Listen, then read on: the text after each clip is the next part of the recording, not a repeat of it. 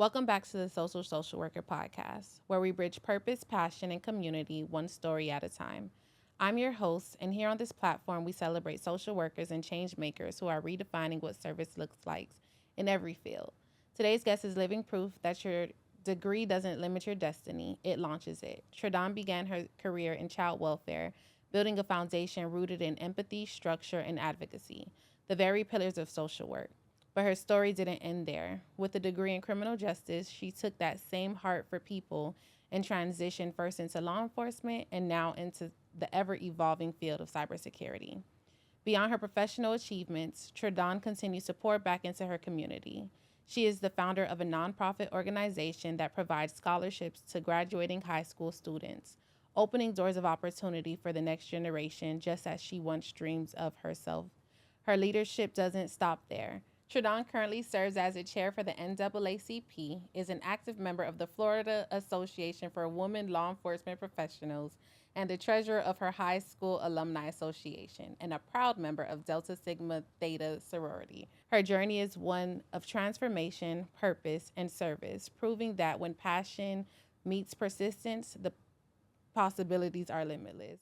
So, officially, welcome to the Social Worker Podcast. Thank you for joining us. So, today we're going to start with who you are and how we vicariously met because we worked in the same profession, but your background is not in social work. Your background is in criminal justice. What made you want to work in the field of child welfare? Ooh. So I knew that when I came back home from college, I wanted to work with kids. So I graduated from FAMU in 2019. And when I came back, I'm like, I want to work with kids. I want to give back because I was really involved in Tallahassee. I was tutoring kids and things like that. So that's what I wanted to do. So the opportunity presented itself and I took it. And I was like, okay, let me see how this works out. A lot of people saying that, oh, it's a lot. I'm like, I could do it. It's okay. And I tried it out. So, how was your experience working as a child welfare case manager? It was tough.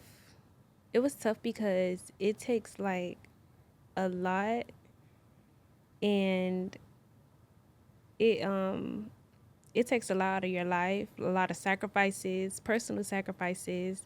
I would be coming home maybe like 11 at night from Homestead to do a home visit. And, you're going to Homestead every like 21 days and probably not even 21 because you have a certain quote that you have to meet every month. So you have to make sure that you lay eyes on a kid. Even with just adjusting to the language and just overall dealing with different people in different positions and always having to also see others' point of view as well. So that was really interesting because it was my first big girl job. So, you're coming from college, ready to like conquer the world. Yeah. But, it was definitely different for me. It took a minute to adjust. And sometimes it was tough. It had its good days and it also had its rewards. So, you said that learning the language. Expand on what you mean as in learning the The language. language is, for example, a JR, a staffing, like just learning what certain things mean in child welfare. Like a lot of people not gonna know that a JR is a judicial review that you have to submit to a judge, so just little things like that. And like with case management, I won't. Social work is heavy paperwork, period. But Too I feel much, like actually. I feel like case management. I've said it previously. Like if you can do case management, you can do everything. But one thing, or I'll just give a little overview of what case management is or how you can get into that field. So you have your bachelor's degree in criminal justice, but you came into the social work field or the child welfare field because sometimes people think, okay, because you're a child welfare case manager, you do social work, but that's not really it. So as a child welfare case manager, some of the qualifications are that you have to have like a psychology degree, criminal justice, social work. So we all come from different lanes, or we've all come from different types of schooling, and we take what we learn and we apply it into the field. Prior to getting that job, it's not a job that anybody can just do. You have to sit through like 3 months of hardcore learning the It's like 3 to 6 terminology. months of training. Well, yeah, but you're right, because they have the apprentice piece of it where Yes. you're actually going out into the field and shadowing people. And I remember I used to see people be like, yeah, this ain't gonna be for me. And I'm like, you're just in your apprenticeship. Like, how are you already determining that? But the reality of the situation is, when you actually, and I think that's like one of the blessings, because it makes no sense to have somebody go through the whole process just to pass the test and then get out. And now you're saying, okay, I don't want to do it. From early on, if you're out shadowing and you see that you're doing home visits after 5 p.m. Exactly. One day You wanna be home. you want to be home. That's like, I've been here all day. I was like, well, it's either you're going to do it early in the morning or you're going to do it late at night, because they have jobs just like us. The children are in school. So unless it's the summertime, you don't have the ability to see these children outside their sector. So a fun fact about child welfare is that they teach you, I won't say how to do the job, but what's needed to pass the test. And then you learn as you go into the field. But they teach you that language that you were talking about, like the judicial review. I felt like, I'm like, this is worse than college. I'm sitting through this, going through it all over again.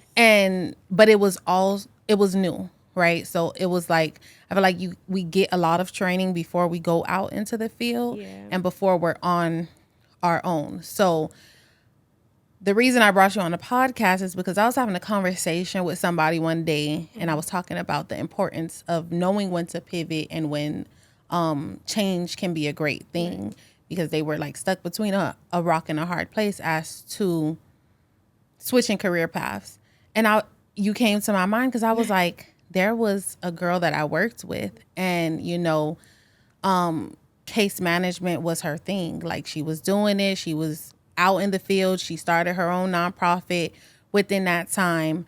But when an opportunity presented itself, she left, even taking a pay cut to go ahead and shift into another career path, which was law enforcement.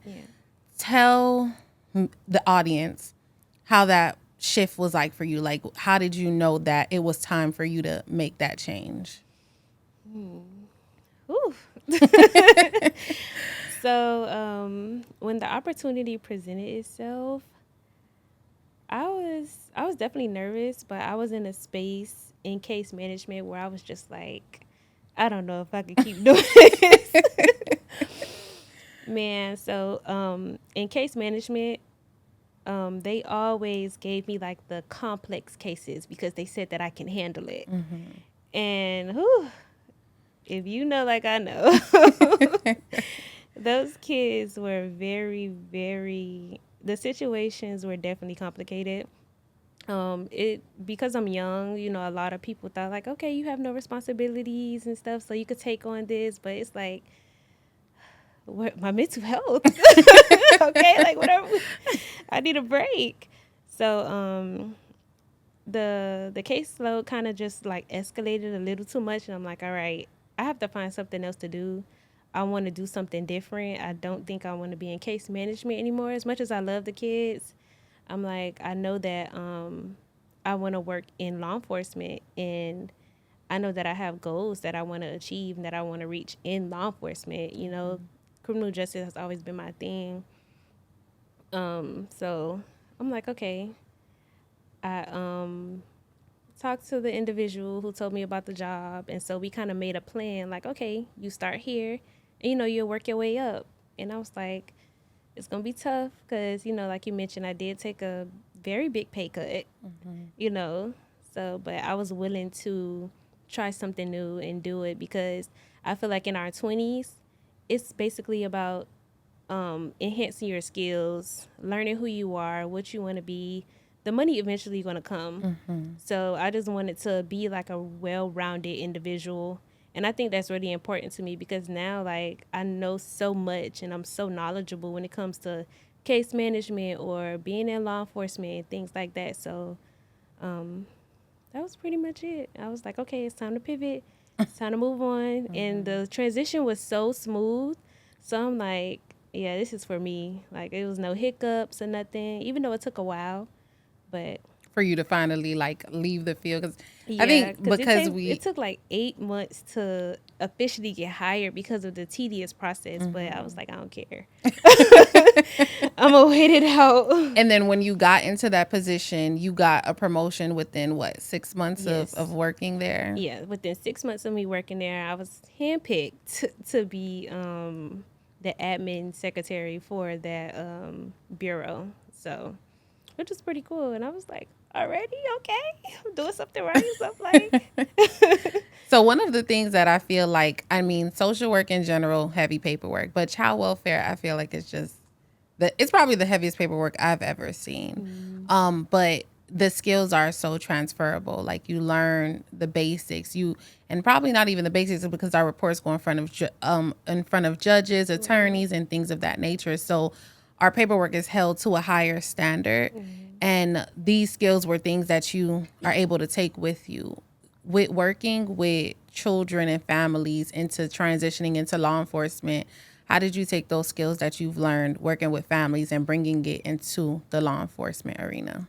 Honestly, just applying it to the job that I was initially hired for. I think one of the most important things that I did take away was writing, learning how to write and things like that because sending out emails, reading cases, knowing how to put certain verbiage with cases. So it was definitely helpful. So, with me doing therapy or when I transitioned into therapy after I got my master's degree, one of the biggest things that I felt like prepared me for the clinical side of social work was because I had that experience with that heavy documentation. I had to do treatment. As a social worker, you have to do FFAOs, or I mean, case manager. You have to do Home FFAOs, assessments, home home studies. Oh studies. my gosh, I hated those home I hated studies. those too, especially the Probably still to emergency this day. ones. I'm like, this is just, even after reviewing them, I'm just like, I Yes. hate these. So all of that documentation, it was like in the Mm-hmm. moment, it was heavy. I'm like, what is this? But when my favorite quote that I tell everybody is like this: the guy who interviewed us, he was just like, if you can do the job, you can do anything. Until this day, everything that I have went into after has been a A breeze breeze. because of Yep. the type of training you get as a child welfare case manager. Yeah. So after you did law enforcement, what was like some of your job duties in law enforcement that you had to So do? I started off as a police record specialist one, and um, it was basically working in the internal affairs bureau. And we would for the record section we would scan documents like case files that are already closed, and so we would give those documents public to the public that would request them. So like attorneys, anybody who requesting their own cases and things like that. We'll also deal with like use of forces, input and use of forces, and that's where like us learning how to document in child welfare, that's where that played a big part because I had to pay attention to a lot of detail. And in child welfare, like you mentioned, doing home assessments and stuff, you have to pay attention to every detail in order for a child to stay there. So me paying attention to detail also played a big part in my new position as a police record specialist one.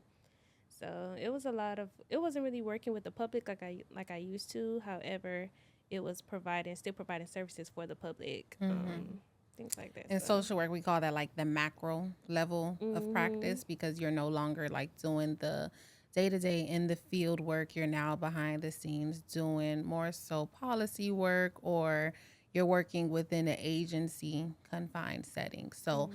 after you did your law enforcement, you transitioned into cybersecurity, which is something totally different, something that's a Mm-hmm. new field for you. How has that experience been so far? It's been good. Before I transitioned into cybersecurity, I became an admin secretary for the Internal Affairs Bureau. So that was basically running the whole bureau administratively. Like nothing, everything that comes in or goes out, I have to see first, and my major will have to see before it's processed and stuff like that. So that also that also played a big role in my transition too, because I was like, okay, I can do this. This is a lot. It was a lot of responsibility, honestly. And it's like you can't really mess up because you're also dealing with higher senior executive secretaries as well. So but what sparked my transition into cybersecurity now, honestly and truthfully, like it was God. Like I honestly, it was nothing but God. So I was out of town and I received a call saying, "Hey, would you be interested in this position?" And I was like, okay.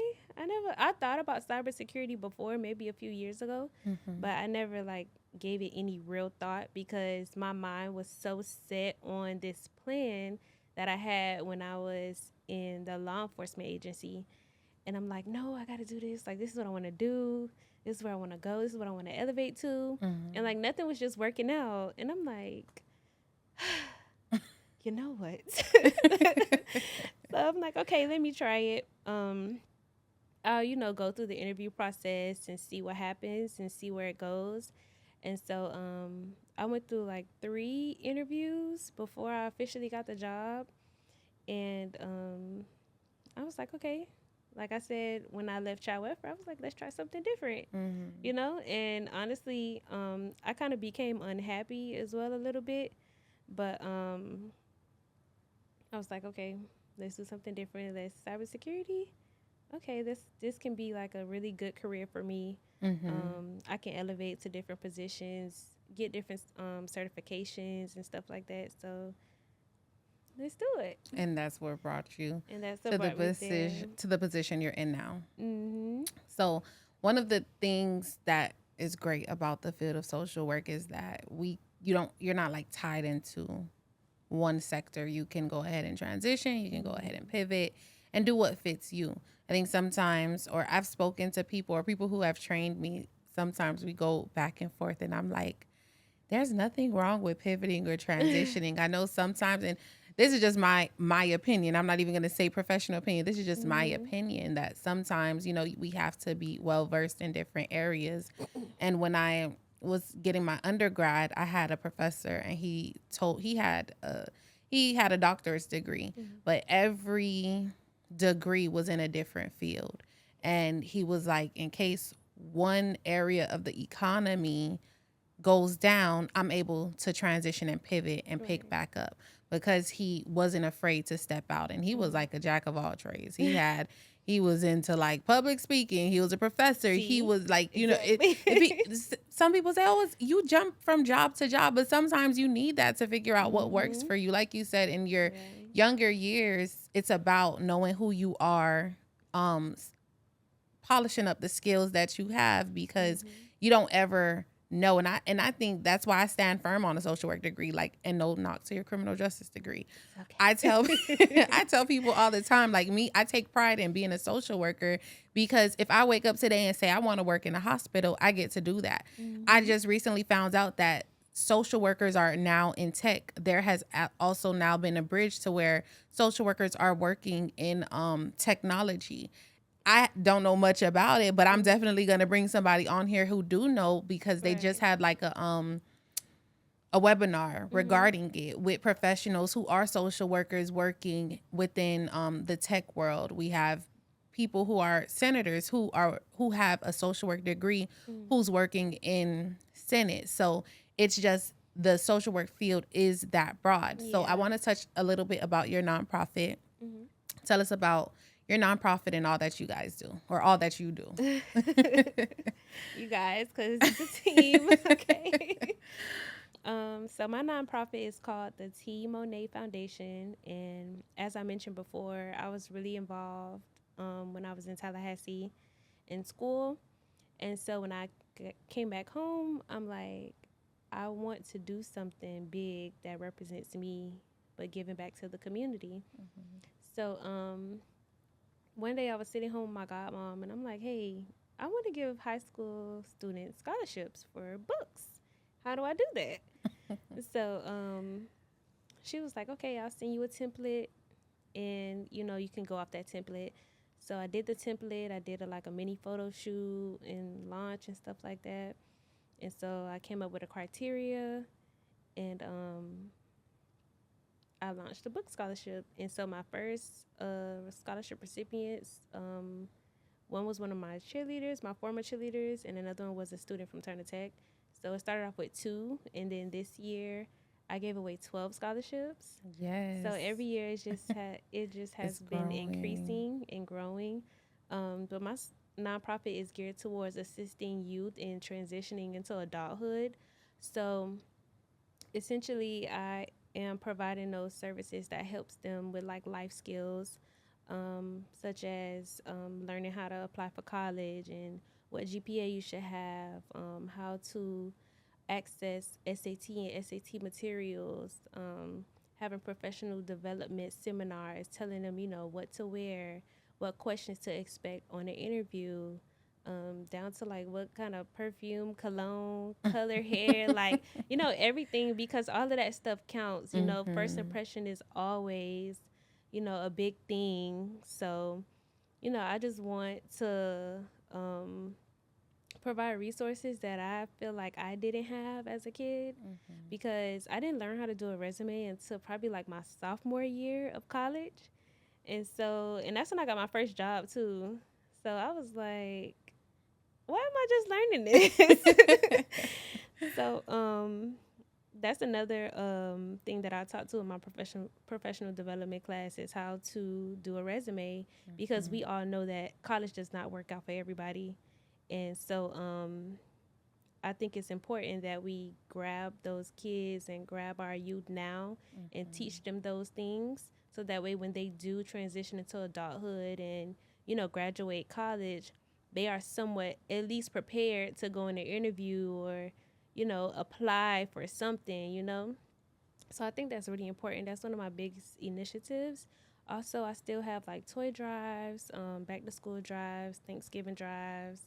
So I also partner with other organizations doing little community things here and there.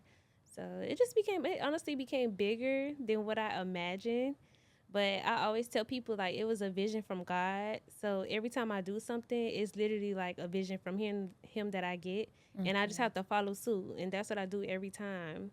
So it's just amazing to be able to give back to my community and just show people that like you can do more than what you're doing now, or Mm-hmm. you can be that person you want to be. Like Yes. go for it, no matter what Mm-hmm. your age is. Like I'm only 28. So and I feel like I have accomplished a lot and did a lot. So I y'all think can that's do it one of too. the, growing up, you would hear, oh, the children are our future, the kids are our future. But as Mhm. I stepped into adulthood, and I'm like, no, this is more than a slogan, it's the truth. And one of the things that I love about our generation is that where we start is not where we end. Right. We literally start and then we continue to evolve. Some people, I mean, it could be a gift and a curse, some people may say, because we won't lock in, but Mhm. it's about getting, obtaining, and then reaching back to help other people. So Right.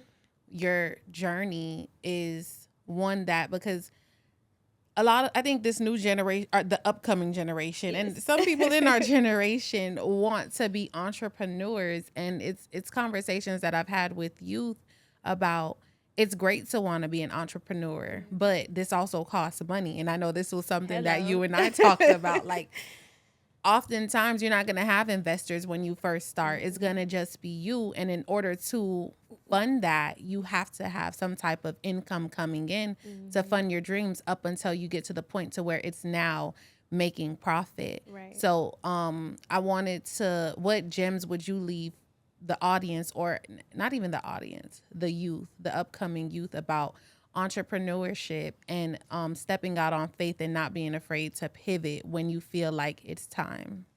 Honestly, you just have to do it. Like, you can plan, you can talk, you can think, you can dream, you can sleep all you want. But if you don't do it, it's never going to happen, because there are times myself where sometimes I'm scared to do something or I'm nervous. But one thing about me, I'm going to do it nervous. I'm going to do it scared. I'm going to do it crying.